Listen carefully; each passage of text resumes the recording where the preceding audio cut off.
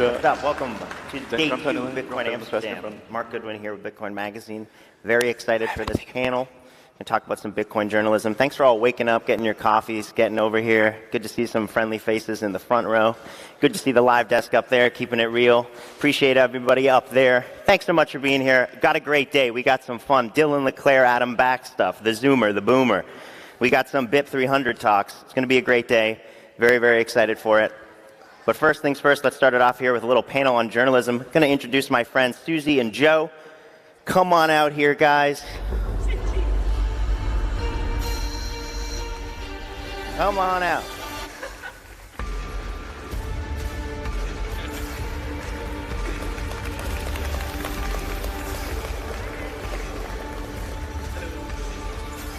Hello, hello, hello, hello, hello. Yes.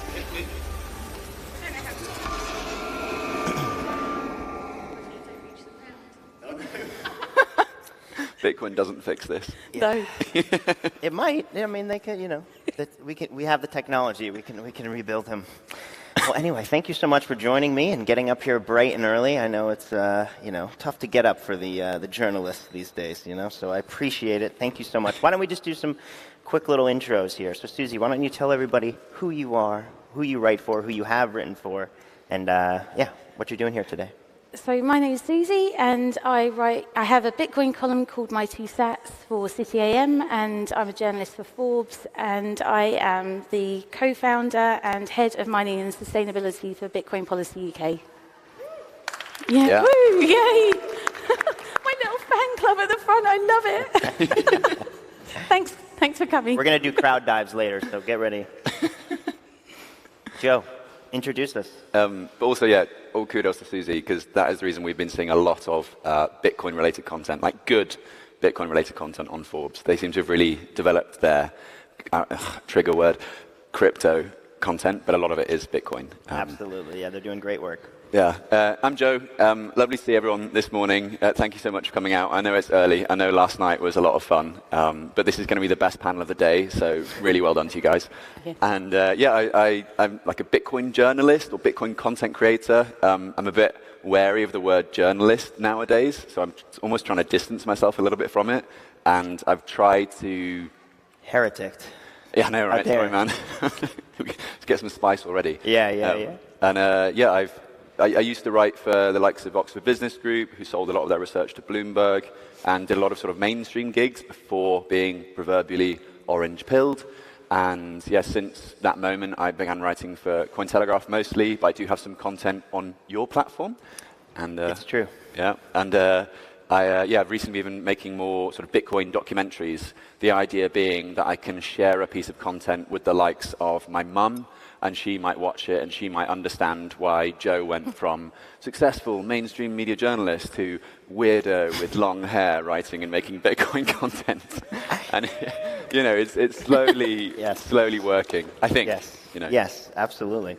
Well, even though you just started off the panel dunking on the word and the lifestyle of the Bitcoin journalist, what is the role of the Bitcoin journalist? Why are we here? Why is it important? What's the role? Yeah, Joe, take it away. Okay, to tell the truth, right? To try to accurately depict what is going on in the world of Bitcoin.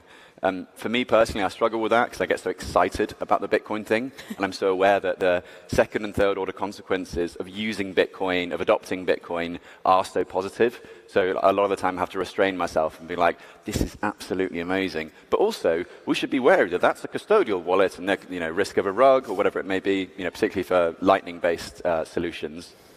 Ultimately, it's the role of telling the truth, because the places that we try to find the truth nowadays, we can't really trust them. And even if we do trust them, we're going to have to look at alternate sources to make sure that, to verify what they're actually saying.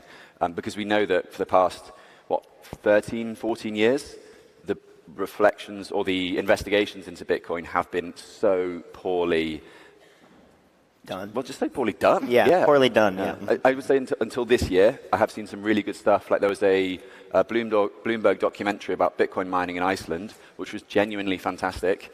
And I texted our colleagues being like, what the hell is going on? Yeah. Hell hath frozen over. Yeah, in Iceland. And, whereas in 2019, if I pitched that story, which I still vividly remember sitting in an office in Mexico City talking about the fact that, there's this Bitcoin thing and there's actually some really cool stuff going on. What do you think? And it was like, no, we don't talk about that. Yeah, we're not going to touch it. Yeah. So. Susie, we were talking back there about how it's so easy to lie, but very hard to get back, credibility. I thought that was a really great point. How do we do it? How do we get the public opinion back to really being curious and understanding about Bitcoin in a very good faith way? For every ill-informed article written, I feel like there needs to be about 10 to undo the damage. The 10 to 1, yeah.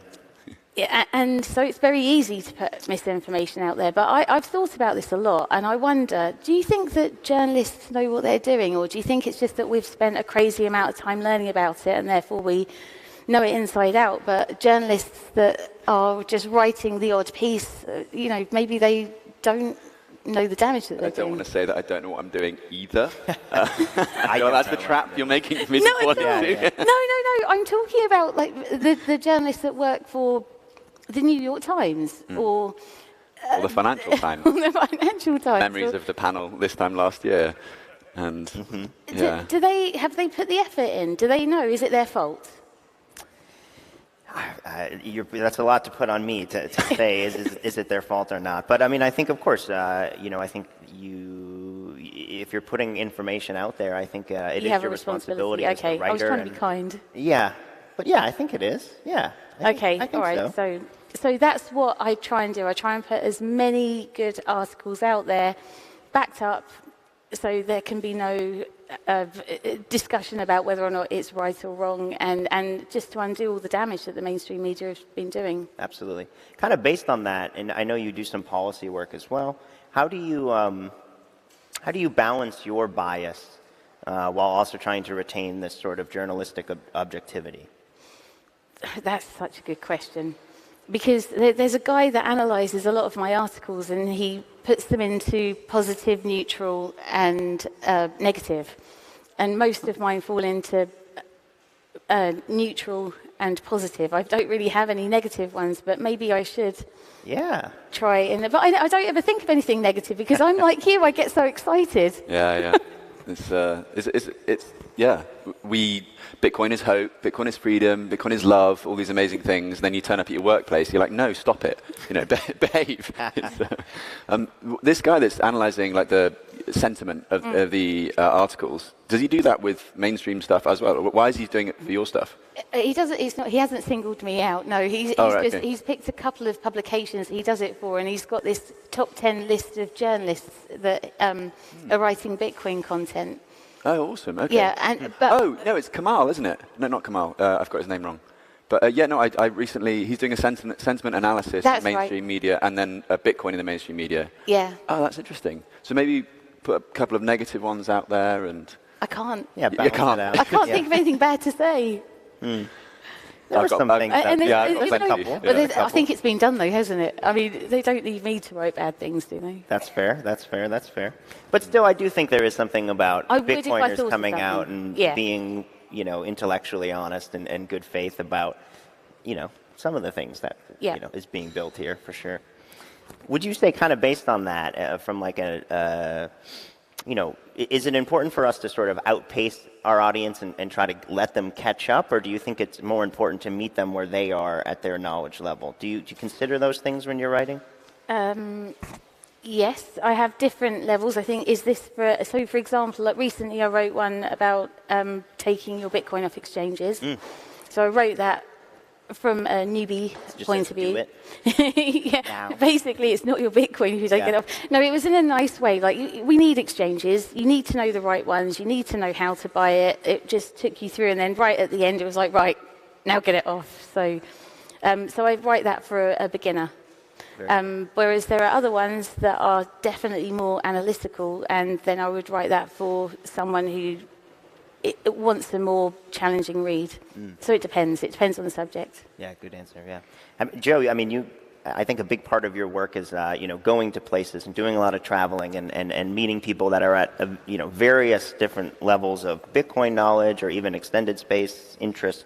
How do you feel about that? How do you manage kind of like taking your own knowledge and bringing it to people that are, maybe just starting their journey? Like, are you trying to push them? Or are you pulling them? What's the angle?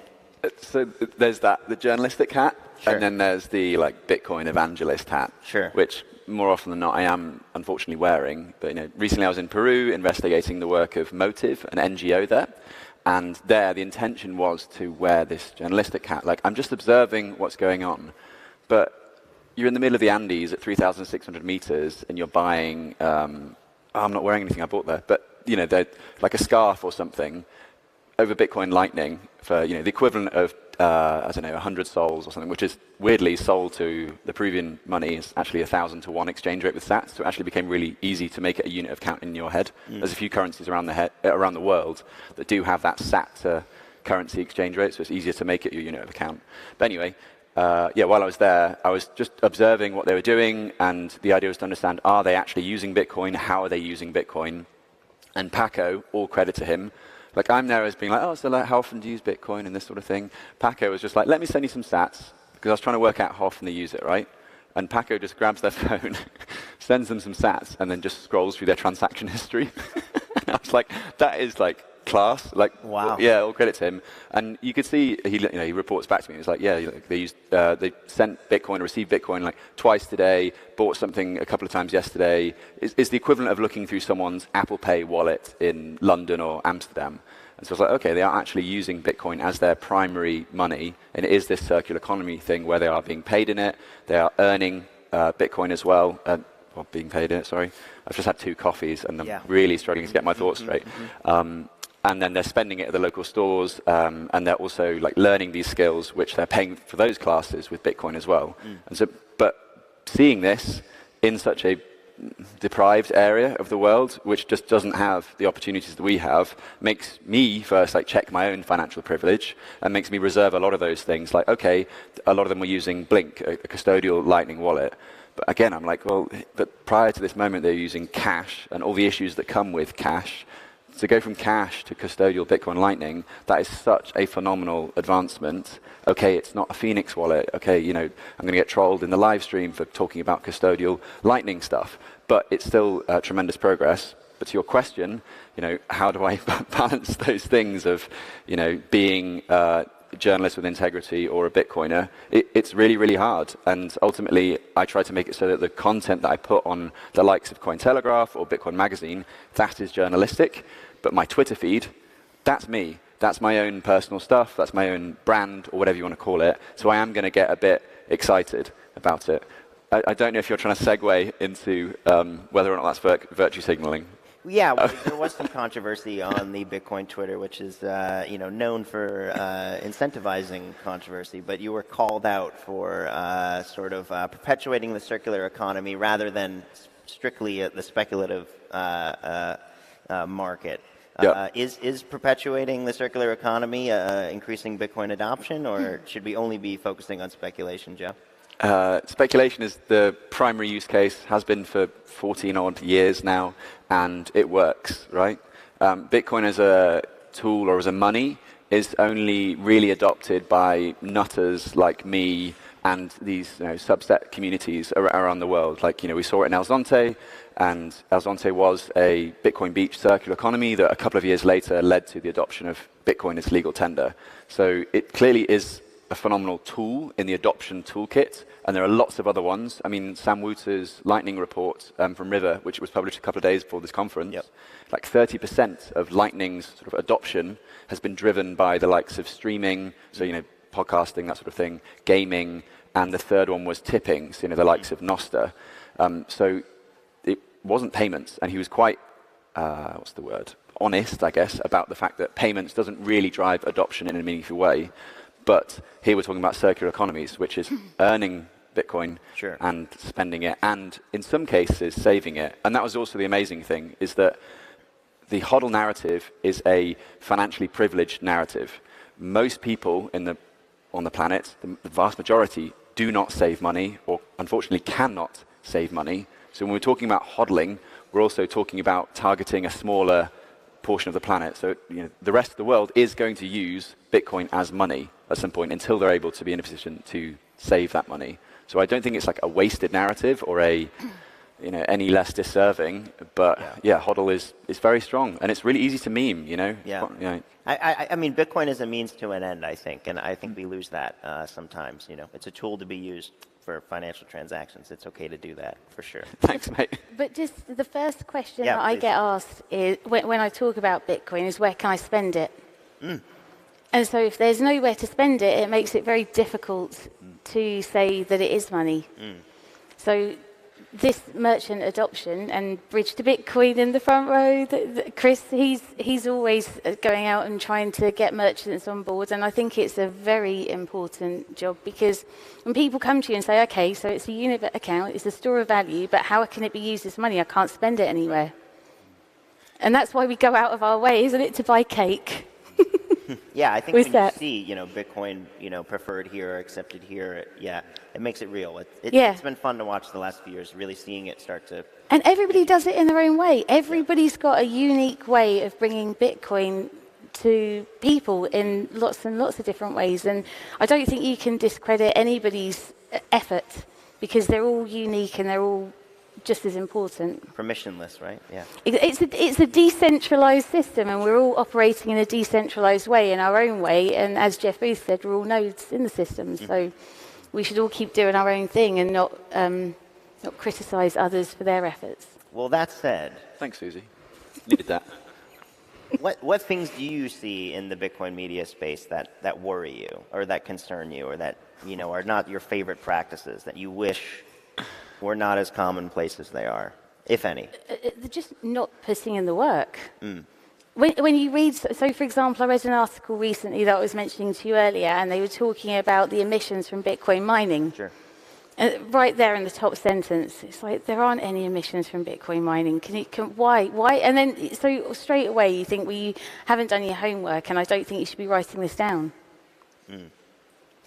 Great answer. What do you think, Joe? There's so many issues with... the fact that Bitcoin doesn't have a media team, because it's just a bit of code on a screen, that is inherently a problem and a massive opportunity, right? Because we can shape the media the way we'd like. But, shaping the media historically doesn't tend to work very well, No. So it's kind of cool that we are sort of not infighting, but there's a lot of pulling people down and elevating other people as well. It does feel kind of naturally human in a way, that this is the way that the Bitcoin media has been evolving. With regards to is the question more about mainstream media or our media? I was actually looking at Bitcoin media, I think. Okay. But I think we can criticize mainstream media all day, of course. But, okay. Did you want to maybe take it again? Are there things that you, practices, maybe common things you see in the Bitcoin media space that you're kind of like, ugh? No, I don't think there is, actually. Now you just love it. It's all good. Yeah, I do. Okay, great. All right. I think there needs to be more of it. I think the only problem is there isn't enough. Great. Yeah, I love it. I can throw some fuel on the fire if you'd like. Please. Yeah, dump it. Yeah, let's go.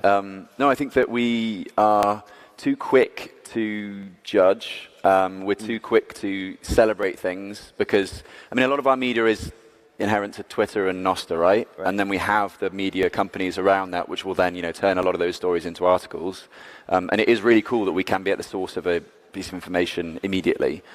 Robin, who wrote BitVM a couple of days ago, you can just DM him and just ask him what's up. And that's a really cool part of the fact that Bitcoin is so niche and so small. It's very rare that you'll be able to, DM the guy that's doing the latest Apple update and just be asking what's going on here. So that's really fantastic in of itself. But it also means that we can get ahead of ourselves, get over our skis, and not really miss the nuance of what's going on. I think secondly to that is that we don't use enough of our connections to the fiat world to make cool Bitcoin stories. Just yesterday in the whale area, Freddie and I were giving Eva K. I can't pronounce her surname correctly yet, so I'm not going to try it. That works. But she's a tremendously influential Dutch political commentator with a massive following, and I was just thinking, okay, this is great to demonstrate some someone Bitcoin Lightning. This is fun. It's just, I like to do that. I sent us some sats over my Ring. Freddie sent us some sats over his Lightning wallet. And then, but then you're like, actually, wait, 600,000 followers in the Netherlands. What does that mean for her following? And I went through the comments this morning. I was like, this is awesome. Like, just people like, what's Lightning? And, how can I do it? And how then, can look, you I pay did with it a too. Ring? How did you do that? Yeah, this kind of stuff. But you're like, why do we not do this sort of outreach, like fun stuff more often? Which actually Bitcoin Magazine, to their credit, do. Last year we had the likes of Nigel Farage and, a few very, what's the word? Polarizing figures, Sure. but figures with tremendous influence. Sure. And, we could do a bit more of that, and I hope to see more overlap to there, because that naturally brings in people into the Bitcoin space and helps to propagate that message. Perhaps that's not the role of the media, is it? What do you think, Mark? Perhaps it is, yeah. I think outreach is a big part of it, for sure, absolutely. Susie, when you're writing a piece, understanding that the internet is this very instant content, just consumption and throwaway, and so much of it is about getting this headline together that's going to get someone to actually click it. What considerations do you do when taking a piece and putting it into headline form? What are you thinking? How are you getting people to click on your stuff? It depends on the article, and I always struggle with that, actually, because I feel like the algorithm is always against you, and what works one week doesn't necessarily work the other week. So I don't focus too much on that, because I feel like it's going to change anyway. So I just have a razor-sharp focus on the message that I'm trying to put out there, and I don't think I worry too much about that. I'm always surprised when people do come up to me and say, "Oh, I read your article and I really loved it." I thought, "Oh my goodness!" I send it out to the internet and I think it just disappears. And then to actually get some feedback on that is absolutely amazing. But I think I just focus on the content and it being accurate more than anything else, because everything else changes. Yeah, I agree. Joe, how about that? Similarly, I think there's a big general common practice of, let's take every narrative and turn it into this bullish headline that will get clicks. How do you balance that with actually doing, your reporting and being intellectually honest, while also understanding, if I don't shove this word in here and do this, no one's going to watch it? Yeah, no, I collect and collate all the articles that I've written for Cointelegraph, and I've got a big Excel spreadsheet going, which goes through. You've got the NFTs. For the NFTs? No, I still haven't written an article about an NFT. No, but have you bought the NFTs for your article? Oh, no, I haven't. I know someone who has, though. Do you? But no, I do have an article about NFTs, and I think about it, but it says it's like Bitcoin people on why NFTs don't work, or words to that effect. But I collate all these headlines together and analyze, okay, which articles got more views, and then look at the keywords in those headlines to understand why. And separately, Cointelegraph is doing that the whole time, because they're just trying to get their articles higher up in the results. And so it's like, okay, do you put Bitcoin at the start of a headline, or as the third or fourth word? It's that kind of thing. So I am actively thinking, okay, what is going to make someone click on this article more, make it a higher probability they click on that article. But does that result in clickbait? I don't think so. I hope not. I hope my articles aren't clickbaity. If it wanted to be clickbaity, then you would just put something up that's controversial or something that's inherently wrong. Because unfortunately, we are quite a proud movement, and we don't like it when people get things wrong. So if I wanted to get something to go viral tomorrow, then I would just say something like, blockchain broke for 1 hour because block wasn't confirmed. And you'll get the whole of the Bitcoin community be like, clip that. Clip it. And see, yeah, we got him. We got him. Not again. Yeah, it's obviously something you can get yourself lost in, but as Susie says, focus on your message, focus on what you want to get across, and focus on building your craft as opposed to playing to the algorithm, because we play to enough algorithms, don't we? And we know that they change all the time. It is pointless. Yeah. Yep. So, but maybe things like Nostr will hopefully create a better world in which we are less beholden to these horrible algorithms and the way in which they influence our work. Yeah, the algorithmic gatekeepers. Well, really quickly, let's just do a final last word. Anything you'd like to say, Susie, for the audience here before we go? Yeah, if anyone does read my articles, can you just let me know? Because otherwise I just do feel like it's just going out into the cosmos and I just haven't got a clue. So just some feedback would be great. Yes, DM's open. Yeah. Joe, how about yourself? Anything you'd like to leave the audience with before we get going here? Well, I'd like to leave Susie with, I do read your articles. You never tell me. Oh, I'm telling you right now. This is an Okay, opportunity. right, In front of Seize the everyone, day. on camera, we're mic'd up. Yeah. I don't know, just if you're thinking about doing something in the Bitcoin space, just do it. Like whatever you're doing in the fiat world, you can probably do it in the Bitcoin world.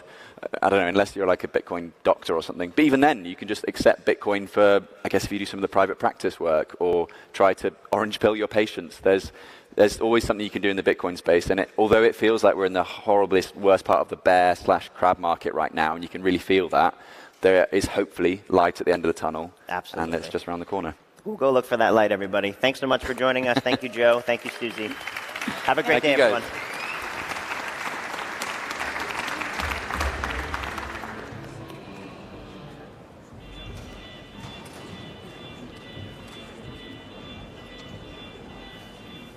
What a great panel. We are the media now. That is something that is actually happening. We've seen in social media how journalists have been breaking away from the mainstream media and created their own platforms. Like we have Tucker Carlson, who has Tucker on X, and we've seen conduct great interviews, shifting the narrative and creating their own information, because we've seen how there's a lot of misinformation nowadays.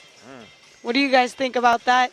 How the spread of misinformation is shaping our generation's views of the world?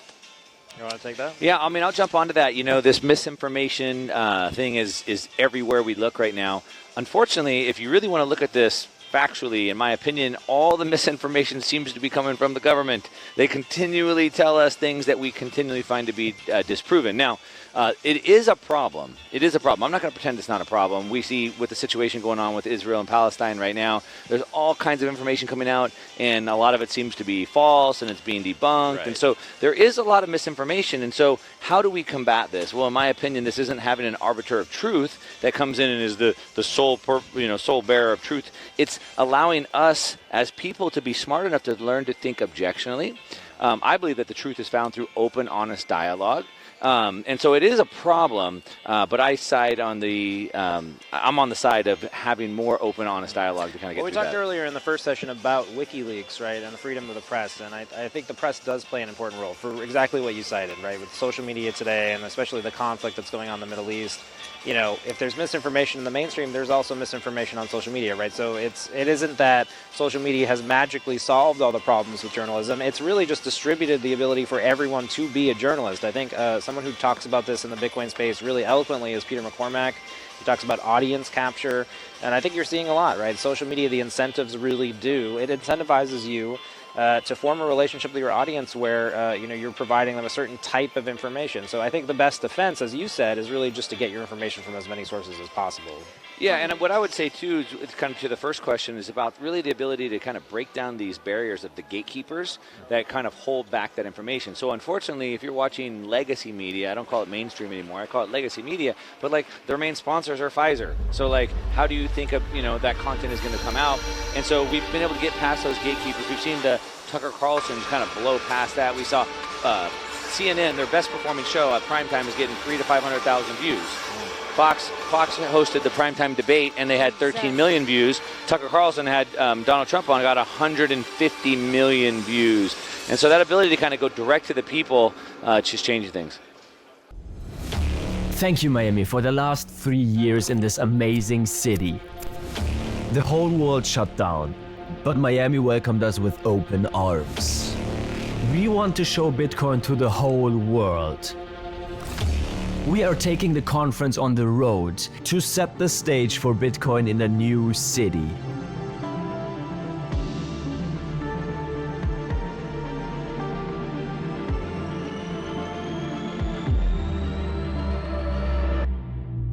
Nashville.